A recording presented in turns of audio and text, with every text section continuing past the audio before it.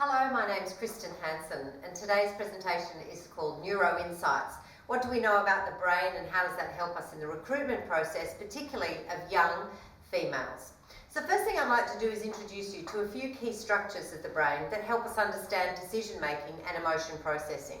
The first is the prefrontal cortex. This is known as our executive functions. So we do things like analyse, decide, recall, understand, and even inhibit with our prefrontal cortex, located right at the very front of our brain behind the hardest part of our skull.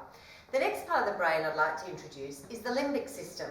It's responsible for processing our emotions, and it's located more in the middle part of the brain. There's one key structure here that's really important to know about. It's called the amygdala. You may have even heard of the amygdala hijack. Well, what happens is essentially this limbic system processes all our emotions. The brain scanning the environment 5 times a second really fast for whether something's a threat or a reward. Threat, reward, threat, reward, threat, reward, threat, reward. So when we do have an amygdala hijack, or the amygdala has noticed that there's any threat in the environment, essentially a few things happen to us. First of all, our peripheral vision narrows. We become risk averse, we have less insights, we're less connected to others, and we're problems focused. So essentially, if we're in a recruitment interview, for example, and somebody's feeling uncomfortable or a bit nervous or out of their depth or any of these emotions, in that moment, as the amygdala is sparked off and the blood rushes away from their prefrontal cortex, they're more likely to speak about problems than solutions. They're less likely to have in the moment an idea about how to answer a question that's a tricky one, and they're going to be more risk averse. They're not going to share that little bit of them that maybe they would if they felt a little bit more open and in a relaxed state. So there's a number of things that we need to take into account, because the exact opposite occurs when they're in a reward state. They're definitely more broad focused, they're open to risk, they have more insights, they're solutions oriented, and they're more connected with you in that interview process. So generally speaking, if we want to get the best out of the recruits and see who they are when they're really flourishing, we need them to be in a reward state, not in a threat state. So let's have a look now at the teenage brain. What's different about the teenage brain to, say, an adult brain? Well, the first thing is that the prefrontal cortex, that executive function that we were talking about, it doesn't fully develop until the mid-20s.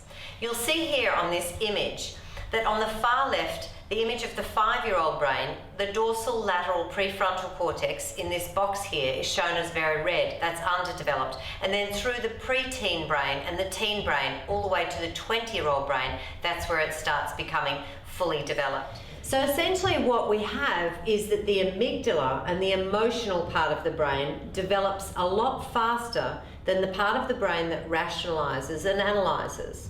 So what does that mean? It means that part of the brain that develops relating to enjoyment, trying new things, being excited, that part is more developed than the part that allows us to delay gratification or inhibit our impulses or even determine what the long-term consequences are of an action. Another interesting fact about the teenage brain is that peer approval is highly related to that sense of reward. So essentially, when peers are involved, there's emotion contagion. We're highly charged individuals. There's no part of the brain saying we shouldn't be doing this, and that sense of reward and excitement essentially is just magnified. Teenage brains generally seek out new and exciting experiences, which are adaptive for learning and independence. So how do we capitalise on this with regards to the recruitment challenges that we face every day?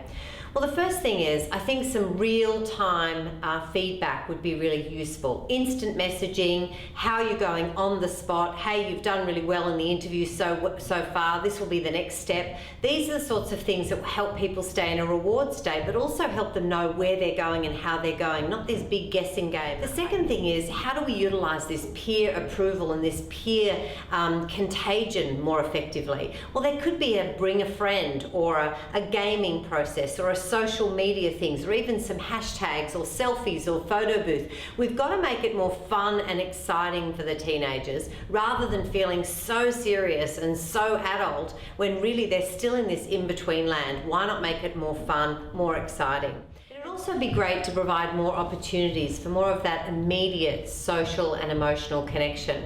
So for example, having some of the younger ADF members speaking with the candidates in a more casual, relaxed atmosphere and being able to talk about their experiences of just joining, etc., compared to being being interviewed with, say, an older or more senior member, this can be a very relaxing and much more relatable experience for the candidate. What we're going to look at now is, though, how are the male and the female brains different? Overall, brains are pretty similar, but there are a few differences that do impact the behaviour, the perception and the communication between males and females. So the first thing to look at is, generally, women's brains are more emotionally and socially intuitive. And let's have a look at what's going on for that to occur. So the male's brain actually runs the connections from the front to the back, this way, much more. And the women's brains, the connections run from side to side across the hemispheres, passing through the corpus callosum. What that means for the male's brains is that they generally are better at spatial and motor functions, whereas for women's brains, going across the two hemispheres, they're better at verbal and intuitive abilities. One of the reasons for that is that the only part of the brain that joins the left and the right hemisphere is this called the corpus callosum, and that's seen to develop to be 25% larger in females by the time they're an adolescent. It actually stays larger and has larger connections between the right and the left hemisphere throughout life. This greater connectivity between the two hemispheres of the brain in the female does allow women to tune into emotions more. They're more inclined to be more sensitive to social cues and have greater social intuition and cognition skills.